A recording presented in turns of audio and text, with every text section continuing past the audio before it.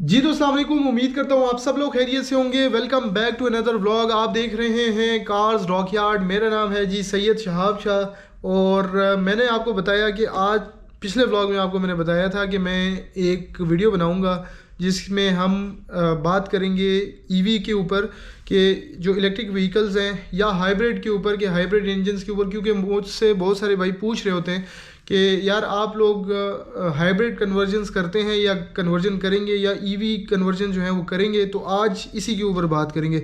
बातें कुछ ये होंगी कि कुछ टेक्निकलिटीज़ के ऊपर हम जाएंगे, चीज़ों के ऊपर जाएंगे, जो मेरा एक्सपीरियंस है उसके बिना के ऊपर मैं आप लोगों से चीज़ें शेयर करूँगा और फैक्टफुल होंगी, जो कि रियलिटी बेस्ड होंगी। तो आप लोगों ने व्लॉग को पूरा देखना है, क्योंकि बहुत सारे भाई वीडियो नहीं देखते, वो स्किप कर जाते हैं, उनको इन्फॉर्मेशन नहीं मिलती, फिर वो कॉलों पे पूछ रहे होते हैं। भाई ये जो व्लॉग्स बनाते हैं इसका मकसद यही है कि आपको इन्फॉर्मेशन आप लोगों तक अच्छे तरीके से, एहसन तरीके से पहुँच सके। तो सबसे पहला सवाल जो ये है लोगों का कि भाई आप लोग हाइब्रिड के ऊपर क्यों नहीं जा रहे। तो भाई जिस तरह से हम कार्बोरेटर इंजन आल्टो को ले लें, फॉर एग्जांपल आल्टो में हम कार्बोरेटर इंजन उतार के हम उसके अंदर EFI 660 सीसी इंजन लगा के दे रहे हैं, जो कि आपको अच्छी फ्यूल एवरेज दे रही है 18 से 20 किलोमीटर की। डिपेंड करता है भाई आपका जो रूट है वो क्या है। तो उसके अलावा गाड़ी की जो मेंटेनेंस है वो बेहतरीन है, अच्छे कम बजट में अच्छी मेंटेन रहती है गाड़ी। EFI मैकेनिक्स भी आहिस्ता आहिस्ता बेहतर होते जा रहे हैं पाकिस्तान में और अवेयरनेस बढ़ती जा रही है। उसके अलावा आपको कहीं ना कहीं, आपको कहीं बैकवर्ड इलाके में भी होंगे तो आपको अच्छा EFI मैकेनिक या उसको समझने वाला या ऑयल चेंज करने वाला या ट्यूनिंग करने वाला मिल जाता है।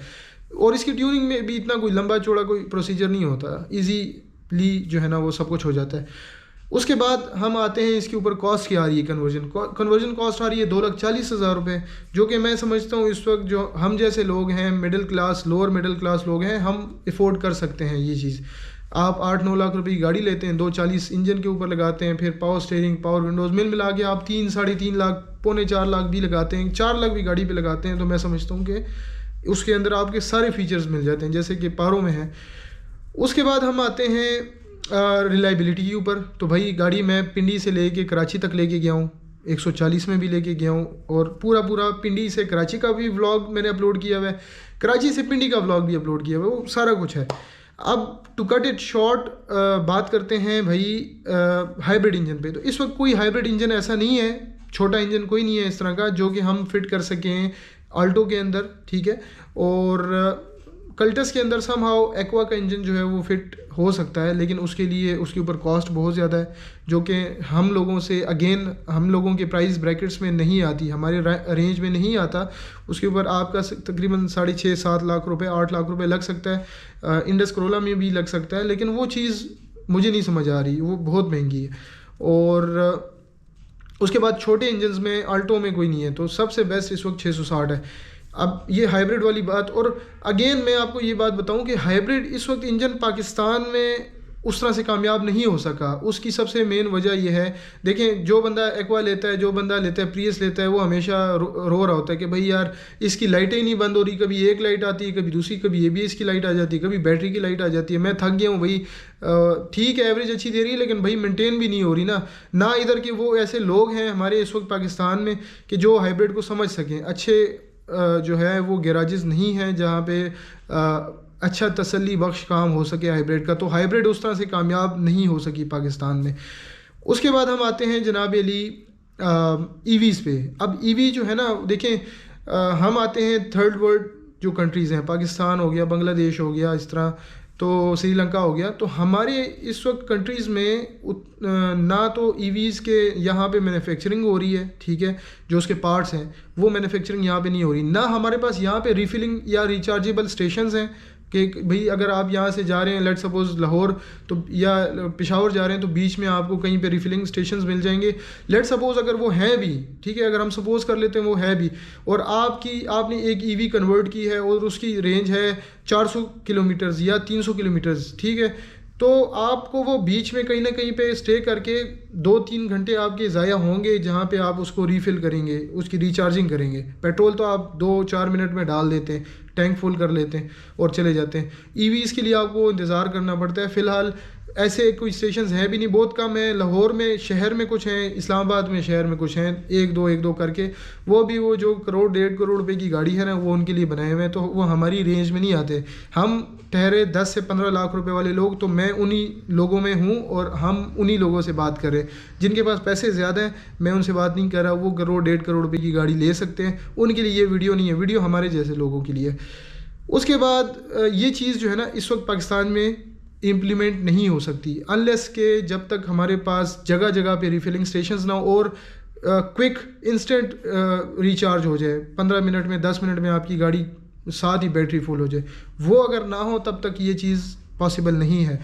भले ही मैं चाइना से मैं मोटर्स ला के गाड़ी में लगाऊं, मेरी तरफ से मैं एक चीज़ बना दूंगा, लेकिन देखें मैं वो चीज़ बनाता हूँ, वो चीज़ मैं मार्केट में इंट्रोड्यूस करवाता हूँ जो कि हर बंदे के लिए इजीली एक्सेसिबल हो, जो कि हर बंदा सिर्फ ये नहीं कि मैंने उससे पैसे लिए और उसको मैंने करके दे दिया और फिर बात ख़त्म और वो फिर रुलता रहे। ऐसा मैं नहीं सोचता। मैं उसके अगले 5 साल 10 साल तक का सोच रहा होता हूँ कि भाई ये गाड़ी इसको मैंने बना के दी है, तो ये आगे इसको चलाएगा, इसको क्या क्या फ़ायदा होगा, क्या नुकसान होगा, कितने चीज़ें इसके लिए इजीली अवेलेबल होंगी, ये सारी चीज़ें मुझे सोचनी पड़ती हैं।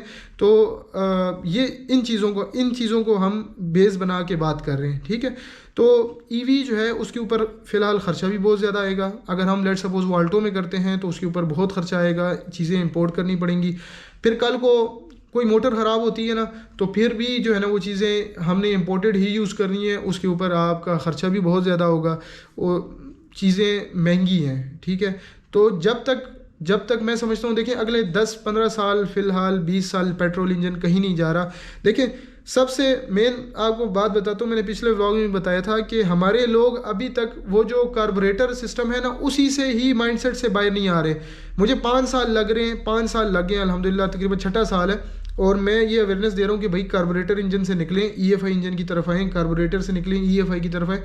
अभी तक भाई मैं लगा हुआ हूँ इस बात पे, लोगों का माइंड बना रहा हूँ और अभी भी लोग मुझे कॉल करके कहते हैं भाई ये EFI कामयाब है। हालांकि हमने 800 प्लस प्रोजेक्ट्स कर लिए हैं और अल्हम्दुलिल्लाह एक नाम बन गया है हमारा, लेकिन फिर भी ये सवाल कर रहे होते हैं भाई ये कामयाब है, हो सकता है ऐसा। अभी भी वो इस शॉक जो है ना, स्टेट ऑफ शॉक में है कि भाई शायद ये भी भाई इस तरह हो सकता है। तो अब जब जो बंदे कार्बोरेटर से EFI पे नहीं जा रहे, तो उनको हम कार्बोरेटर से डायरेक्ट EV पे कैसे शिफ्ट करेंगे, जो कि उस तरह से फ़िलहाल मामलात भी नहीं है पाकिस्तान में इस वक्त। जो है ना EVs का कोई इस तरह का कोई कॉन्सेप्ट नहीं है हम लोगों के लिए। अगेन ये बता रहा हूँ, 1.5-2 करोड़ रुपए वाली गाड़ी की बात नहीं कर रहा मैं, इतने पैसे हमारे पास नहीं है।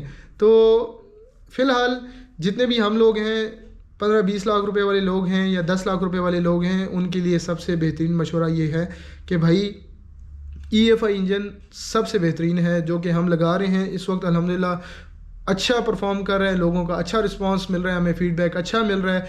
जो बंदा हमसे ये गाड़ी करवा रहा है वो 4-4 बंदे हमारे पास भेज रहा है, 5-5 बंदे भेज रहा है, ख़ुद 2-2 4-4 गाड़ियाँ करवा रहे हैं। एक बंदे ने पूरी फैमिली हमारे पास अल्हम्दुलिल्लाह भेज दी है, ठीक है। कुछ 6-7 गाड़ियाँ कराची में उस बंदे ने पहली गाड़ी करवाई, उसके बाद एक और चाचूजाद भाई, मामूजाद भाई और पता नहीं कज़न शज़न और सब वो हमारे पास उन्होंने भेजे, तो क्योंकि उनको फ़ायदा हो रहा है, ठीक है। तो ये सबसे बेहतरीन बात यह है कि लोगों को फ़ायदा हो, हमारे काम, हम जो आपको काम करके दे रहे हैं इससे आप लोगों को फ़ायदा हो, इससे बेहतरीन बात और कोई नहीं हो सकती। और अगेन मैं ये आपको बता रहा हूँ कि फ़िलहाल EV का कोई कॉन्सेप्ट नहीं है।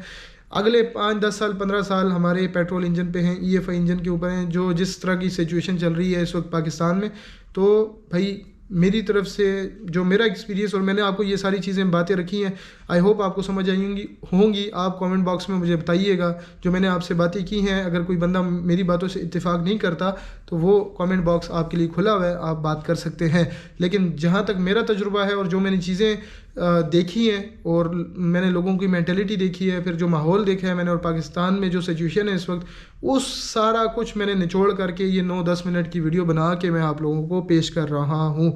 तो आई होप आपको काफ़ी चीज़ें क्लियर हो गई होंगी। बाकी व्लॉग को फिर इधर ही एंड कर रहे हैं। अपना बहुत सारा ख्याल रखें, अपनी दुआओं में मुझे याद रखिएगा, चैनल को ज़रूर सब्सक्राइब कीजिएगा। अल्लाह हाफ़िज़।